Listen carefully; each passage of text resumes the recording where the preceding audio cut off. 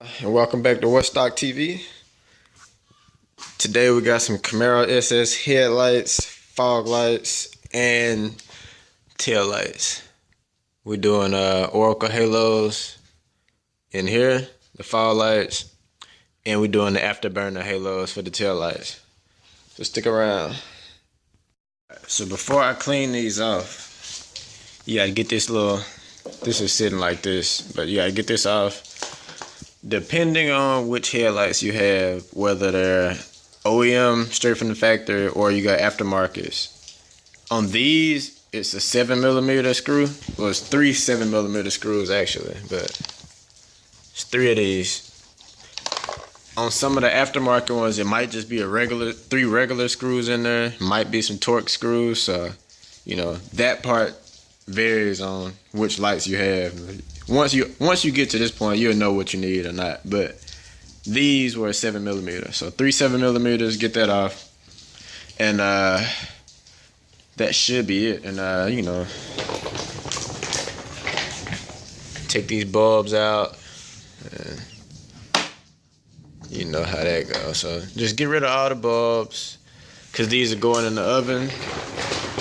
But once I get the bulbs out, get this off, clean this up, get all this extra dirt and dust off, so you can you got something fresh to start with, and then get it ready for the oven.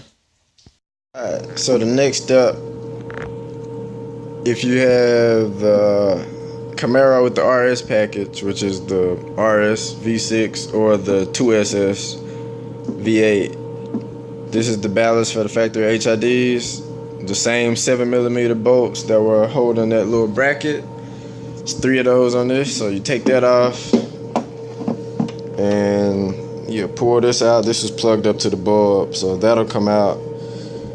And then this little plug here, there we go, just unplug that, and then you can put your ballast to the side and you'll have this headlight ready for the oven. There we go. So ballast out the way, bulbs gone, both bulbs, ballast gone, and these are ready for the oven. Alright, time for the headlights. Got it preheating at 220, and it's time to go ahead and get these on the tray, get them popped open. Alright, so once you get it out of there, 220 for about 12 to 15 minutes or so. You just pry. This little piece is gonna come with it, so just watch those wires. You can unhook this before you pull it all the way out, but everything else should be good. So just unhook that and then pull the rest of it out. Alright, so the headlight is open. Next you got to get this black housing. I get all of this off, and it's all of these Torx screws. These are T10 screws. If you got aftermarket headlights, they may be different, but factory RS headlights, these are T10s. So there's 1, 2, 3, 4, 5, 6, 7, 8, 9. There's 10 of them all together. So get those 10 out, pull this off, and then you can get to replacing this ring with the actual lights, the halos you had, LED halos. Right. So these 4 actually you don't have to take off in order to get this out of the headlight. Those are what hold the actual, this whole projector and halo assembly. That's what holds all that in.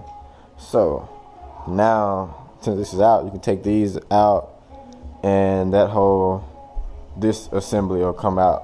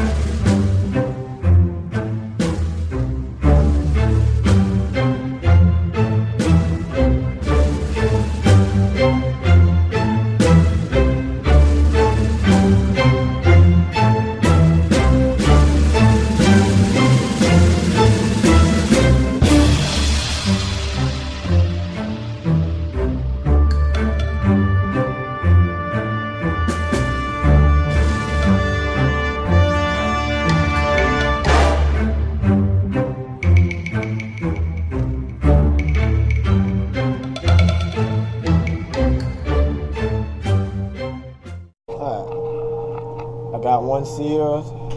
Well, I just closed it, so it's not all the way dry yet. But you run your bead.